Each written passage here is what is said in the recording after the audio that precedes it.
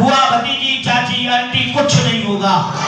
इसलिए बेटी की रक्षा करना हमारा सबका धर्म है। गर्भ में बेटी रो रो कर कहती है, चाहे न दुलार देना, चाहे न प्यार देना, लेकिन बाबुल जन्म से पहले मुझको न मार देना।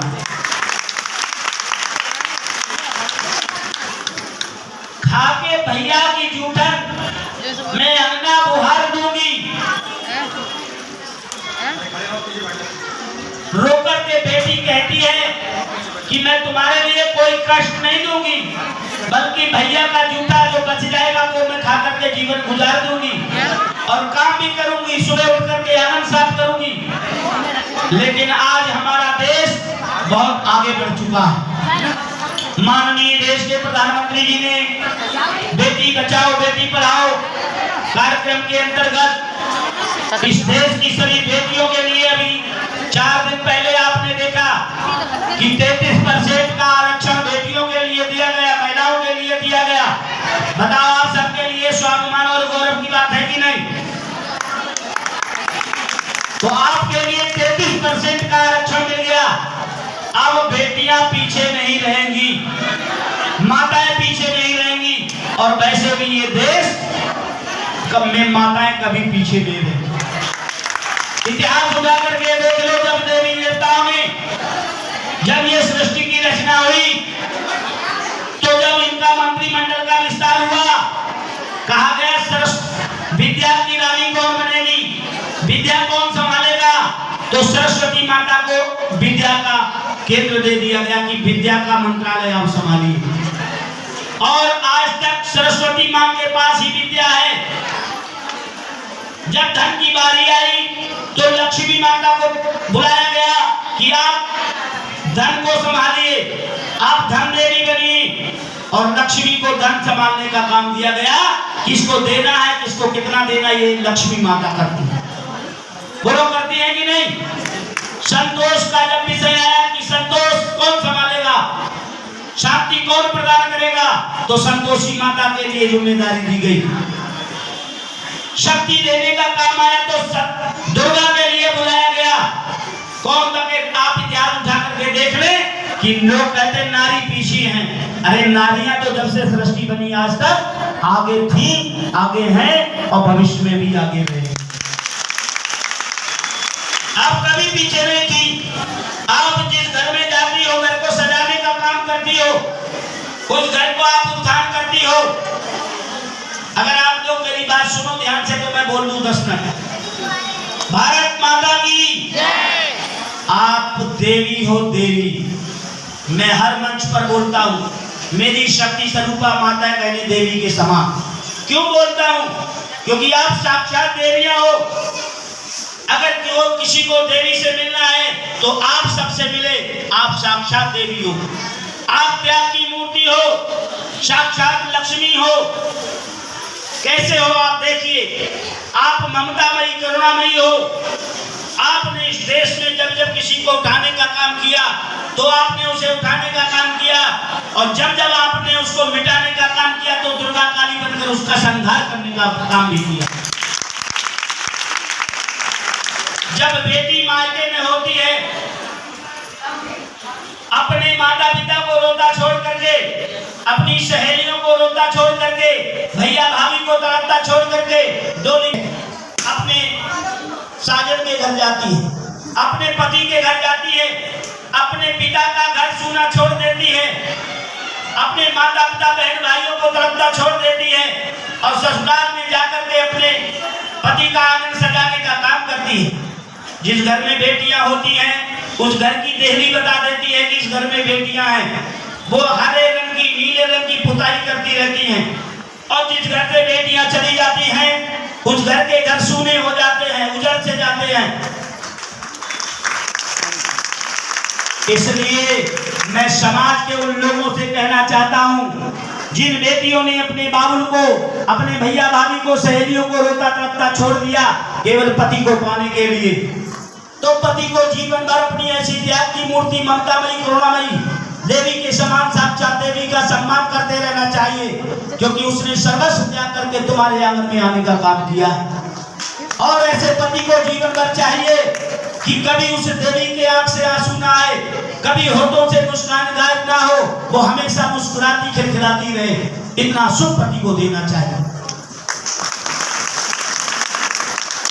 माता आपका होता है, बिंदी पति के नाम की लगाती है, सिर में मांग उसकी होती है, सिंदूर पति के नाम का होता है, गला उसका होता है 2.5 किलो का मंगलसूत्र पति के नाम का पहनती है, पैर तुम्हारा होता है, महावर पति के नाम की लगती है, पैरों की उंगलियां आपकी होती हैं, बिछुआ आप पति के नाम की पहनती हो। मैं क्या क्या बताऊं, कोख माँ की होती है, लेकिन बच्चे के नाम के आगे बंदियत पिता की पड़ती है।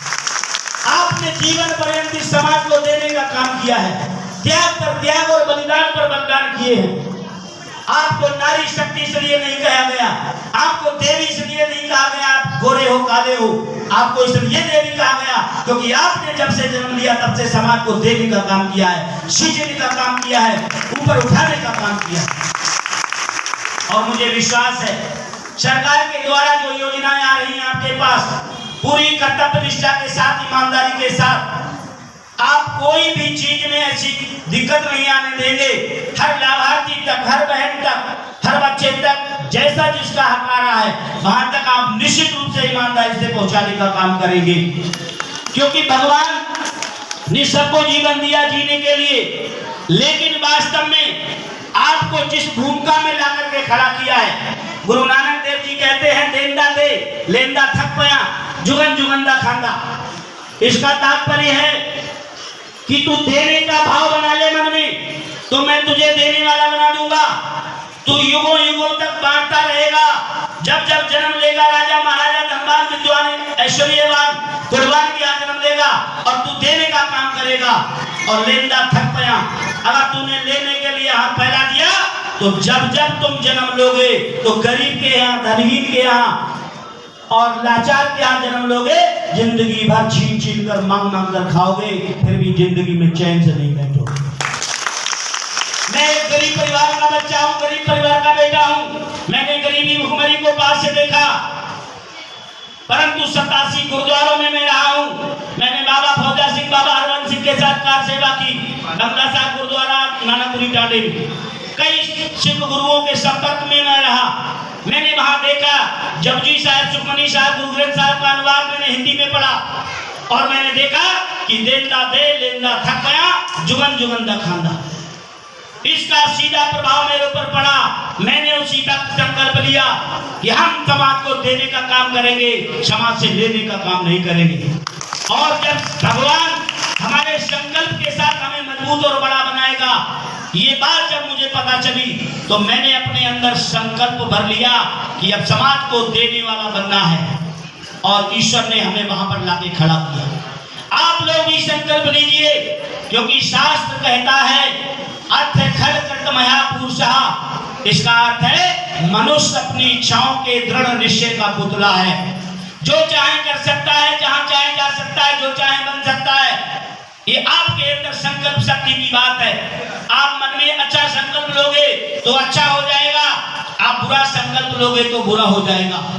इसलिए आप लोग अच्छे संस्कार, अच्छे संकल्प के साथ बढ़िए और देश के वर्तमान प्रधानमंत्री श्री नरेंद्र मोदी जी के साथ कदम से कदम मिलाकर के जो योजनाएं ऊपर से आती हैं, जिनसे हमारे समाज का कल्याण होने वाला है, वह सभी जन कल्याणकारी योजनाओं को जन जन तक पहुंचाने का काम करें। इसको जो जिम्मेदारी मिली है, पूरी कर्तव्य निष्ठा ईमानदारी के साथ हम अपने दायित्वों का निर्वहन करें। स्वच्छता अभियान ही सेवा पखवाड़ा जो चल रहा है 2 अक्टूबर तक चलेगा। सभी बहनें, मैं भी जाऊंगा गांव में, मैं स्वयं, मैं ऐसा नहीं कि झाड़ू पकड़ के फोटो खिंचाता हूं, मैं 1-1 घंटे तक गांव में जाकर के गलियों में सफाई और स्वच्छता करवाने का काम करता हूं। तो आप लोग भी संकल्प लें। जब देश का प्रधानमंत्री हमारे देश को, आप लोग विचार करो, यही देश 9 साल पहले कहां था? गर्त में था। 2014 से पहले देश के हर कोने में आतंकवाद पनप रहा था। आज इस शहर में बम गिर रहे, कल दूसरे शहर में बम गिर रहे थे। लेकिन जब से देश के प्रधानमंत्री माननीय मोदी जी बने और देश की 125 करोड़ ईमानदार देवतुल्य जनता ने उन्हें अपना प्रधानमंत्री के रूप में चुना, आप बताओ कहीं एक बम गिरा हो? 2014 से पहले हमारे समाज में कई बहन बेटियों के साथ